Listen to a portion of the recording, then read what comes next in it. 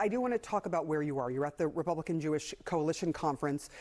Prime Minister, we just heard from Prime Minister Benjamin Netanyahu. He made comments on Fox News, and he says unequivocally that there is not a deal in the making. That is what he has just come out and said. So many people waiting for that ceasefire deal, so many people in harm's way. We know that 6 hostages were murdered by Hamas this week, and there are tens of thousands of Palestinian innocents who have been killed during this war. What would you do if you were in the position of this administration to try to push something forward when you hear these comments from Benjamin Netanyahu? Well, frankly, Sarah, the administration has failed. Hamas is a terrorist organization. They are responsible for not only what happened on October 7th, but the aftermath.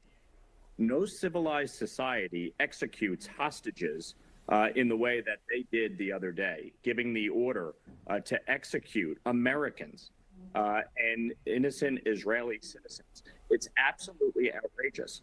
At the end of the day, the terms of a ceasefire are very simple. Hamas must surrender and release the hostages.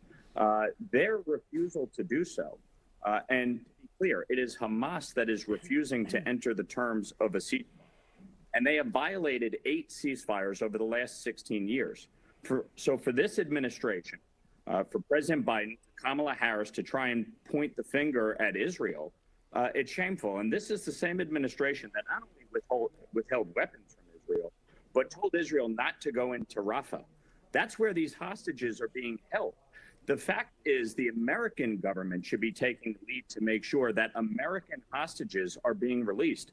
We're dealing with Qatar, we're dealing with Egypt. We should make it very clear that American hostages must be released immediately.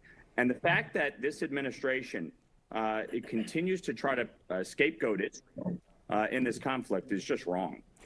But what do you want the Americans to do? I mean, at this point, send in troops? Because there are protests in Israel where people are railing against Netanyahu, saying, yes, they recognize that Hamas is part of the problem, but then they also blame Netanyahu as well. Do you? Well, look, Sarah, the Israeli people have every right to protest however they want against their own government. But as far as I'm concerned, Hamas is the problem here. Hamas is the one that perpetrated the terrorist attack. Hamas is funded by Iran. The Biden administration lifted sanctions on Iran. It's why Iranian petroleum sales have increased $100 billion since Joe Biden and Kamala Harris took office. Those are the funds that are being used to fund Hamas, Hezbollah, the Houthis, and other terrorist networks in the region. The United States not only needs to start implementing the SHIP Act and the Iran-China Energy Sanctions Act, my 2 pieces of legislation that were included in the supplemental aid package that this administration has thus far refused to actually implement. They need to cut off the source of funding for Hamas, and they need to hold Iran accountable. But more than that, we have to make it clear there are still 4 living American hostages being held by Hamas and 3 deceased hostages being held by Hamas. They have to be released immediately.